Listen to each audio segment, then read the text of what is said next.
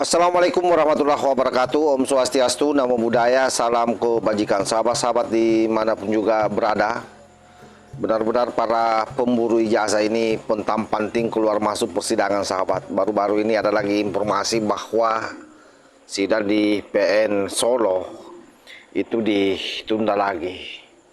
Kenapa ditunda? Ya salah satunya itu karena terkait dengan alat bukti di mana disinyalir. Dan bahkan itu sudah diverifikasi oleh tim pengacara daripada Pak Jokowi bahwa data-data penggugat itu bukan data-data yang sifatnya primer atau bukan data asli dari UGM yang diajukan ke PN. Jadi inilah yang membuat pengadilan negeri untuk saat ini menunda. Dan menurut hemat saya, penundaan ini sebenarnya adalah sinyalemen yang sangat kuat bahwa nasib gugatan ini sama dengan gugatan-gugatan di tempat lain. Salah satunya misalnya yang di Sleman, kemudian yang di Jakarta, semuanya kan ditolak. Nah, ini adalah tanda-tanda lagi yang sepertinya akan membuat mereka kembali gigit jari, sahabat. Sebelum kita lanjut, ini coba kita cek seperti apa pernyataan daripada M. Taufik.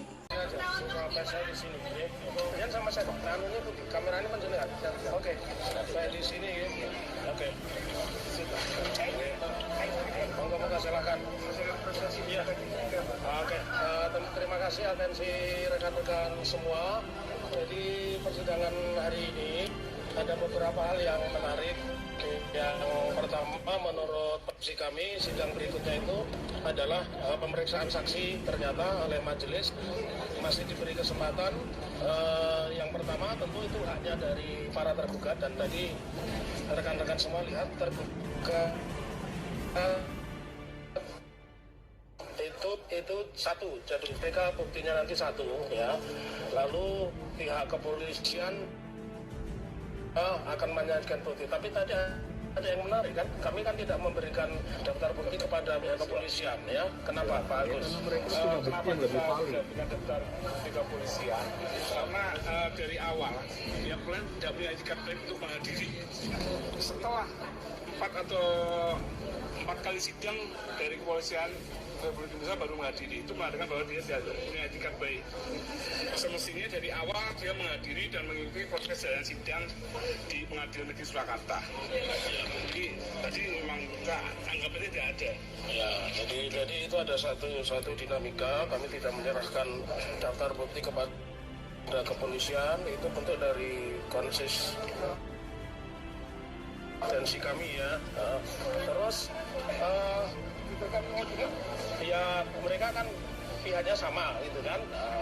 Cuma yang menarik begini, karena mereka nanti berada pada satu alat pembuktian dan pada pemeriksaan saksi kehadiran Pak Jokowi sebagaimana yang dikutip di Kompas, Solo Post, iNews maupun yang lain-lain. Pak Jokowi kan sudah mendeklir bahwa saya akan menunjukkan ijazah SD, SMP, SMA sama S1, walaupun kami tidak meminta di dalam posita dan di dalam petitum atau tuntutan kami tentang ijazah SD, SMP, SMA, tapi beliau akan menghadirkan. Nah, itu kan menjadi satu kulminasi ya, apakah beliau nanti menepati janjinya atau tidak, karena dengan pernyataan itu sudah kami jadikan bukti ya. Jadi tadi kami jadikan bukti pernyataan Pak Jokowi itu beberapa lembar dari tayangan di televisi, media online maupun YouTube maupun media cetak, itu sudah kami tampilkan dan tadi diterima begitu. Nah, saya ingin jelaskan juga kenapa ada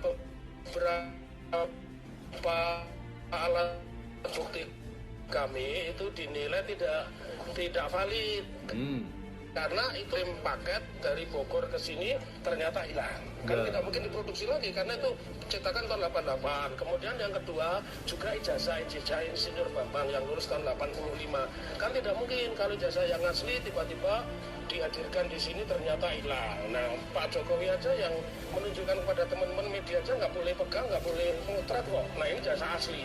Tapi kami menilai ada nilai-nilai wise, nilai-nilai bijak, nilai objektif dari majelis hakim apa nanti bisa disusulkan ya. Jadi tidak ada yang salah dengan bukti kami, tidak ada yang salah, hanya tadi yang disebut tidak valid itu kopi dari asli, sementara kami belum membawa asli, dan nanti pada saat pihak tergugat mengajukan bukti, ya pihak tergugat mengajukan alat bukti, nanti kami akan sampaikan itu boleh itu begitu teman-teman ya.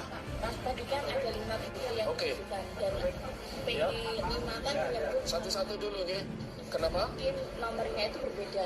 Ijazah itu maksudnya apa, Pak? Oh begini, ini menarik ya. Ini bukan soal asli atau palsu, bukan. Tapi ini karena namanya komputer itu kan sering capek copy paste. Makanya tadi saya bilang kalau membuatnya sudah lewat jam makan siang itu biasanya agak tidak agak lemot begitu. Jadi itu membuatnya malam hari. Saya ada di situ. Jadi copy paste misalkan punyanya Bangun Sutoto itu di copy paste untuk siapa namanya Taufan Hakim. Nah itu kan tidak boleh. Nah itu yang diperbaiki. Tapi oleh majelis hakim itu hanya pengantarnya yang salah. Kalau ijazahnya tidak tertukar. Jadi ijazahnya Bangun Sutoto dan Taufan Hakim itu tidak tertukar dan nomornya tidak salahnya pengantarnya. Jadi pengantarnya. Monggo silakan. Pak, 5 Kira-kira langkah apa yang akan diambil? Ya.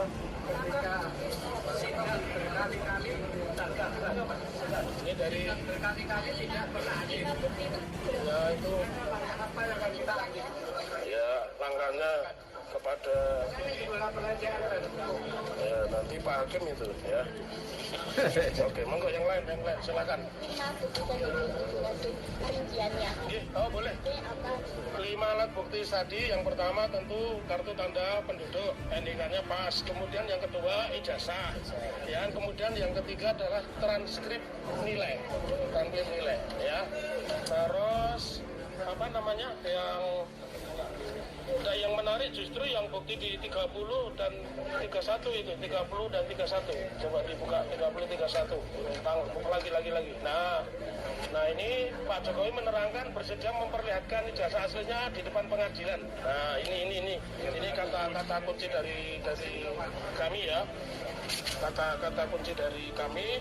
Terus otomatis karena Pak Hakim berusaha cover both side, artinya dia akan menyeimbangkan penyampaian bukti dan saksi penggugat dan tergugat itu sama waktunya, sama durasinya, sama bobotnya.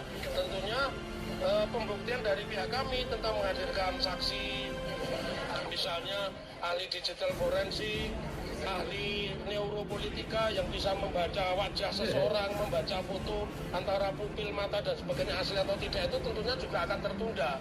Dan yang pasti kehadiran orang yang memiliki ijazah asli alumni Fakultas Pertanian, Fakultas Kehutanan, Universitas Gadjah Mada juga akan tertunda. Begitu juga yang memiliki bukti buku alumni 25 tahun Fakultas Kehutanan Universitas Gadjah Mada terbitan tahun 88 juga akan tertunda. Ya, tapi sejauh ini kami dari tim kuasa hukum penggugat itu memiliki rasa optimismenya, dan mudah-mudahan pengadilan Surakarta ini menjadi satu-satunya pengadilan yang bisa membuka kotak Pandora tentang sebuah ijazah. Karena hampir di semua pengadilan, Jakarta Timur, pengadilan tuh di Sleman, ya, di Jakarta Pusat, semuanya dinyatakan tidak dapat diterima. Seperti yang saya sampaikan di awal video, bahwa mereka pontang-panting naik gunung, turun gunung, lewati lembah tapi semua akan sia-sia saja, sahabat. Kenapa? Karena memang pada prinsipnya legal standing yang mereka miliki itu hampir tidak ada. Yang kedua, data-data yang mereka miliki adalah data-data yang bukan asli, sehingga wajar saja kalau kemudian dilakukan penundaan. Dan penundaan itu sekali lagi itu adalah tanda-tanda bahwa sebentar lagi gugatan mereka ini akan ditolak. Karena berapa kali ditunda pun dia tidak akan mampu menyiapkan berkas-berkas asli, tidak bisa. Kenapa? Karena yang memiliki dokumen asli itu adanya di UGM dan adanya di Pak Jokowi atau di hari ini di Polda Metro Jaya kalau bicara soal ijazah asli Pak Jokowi. Nah, pertanyaannya adalah apakah mereka memiliki legal standing untuk mengeluarkan dokumen-dokumen atau data-data asli itu, baik yang ada di UGM maupun yang ada di Pak Jokowi. Sementara kita tahu sendiri bahwa hasil gugatan mereka di KIP itu semua ditolak, dimontahkan. Artinya apa? Ini gambaran besar bahwa apa yang mereka lakukan ini sia-sia saja. Dan hemat saya sekali lagi bahwa ini hanya upaya untuk menunda-nunda proses yang ada di Polda Metro Jaya, karena kan semua ini harus diselesaikan untuk bisa masuk di persidangan selanjutnya di ujung nanti pada saat sudah P21 di Polda Metro Jaya yang lagi berproses hari ini, sahabat. Oleh karena itu sekali lagi bahwa seluruh gugatan-gugatan yang diarahkan ke Pak Jokowi semua mental, dan itu bertanda buruk bagi Rohit Panji CS.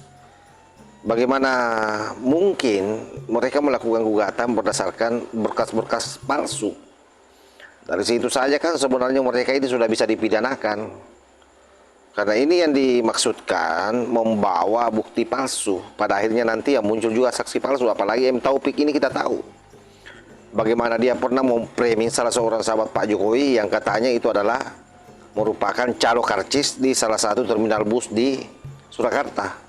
Dan itu juga kan terbantahkan. Oleh karena itu orang-orang seperti ini memang tidak layak sebenarnya menjadi pengacara. Nah, cek per cek ternyata M. Taufik juga ini adalah orang yang pernah mau menjadi calon wali kota melalui PDIP tapi gagal, sahabat. Wajarlah kalau dia sangat benci terhadap Pak Jokowi dan keluarganya. Jadi apapun yang mereka narasikan, apapun yang mereka keluarkan di media sosial, hanya orang-orang yang membenci juga Pak Jokowi yang yakin dengan orang-orang ini semua. Karena orang-orang ini semua pembual, pembohong semua ini. Yakini saya.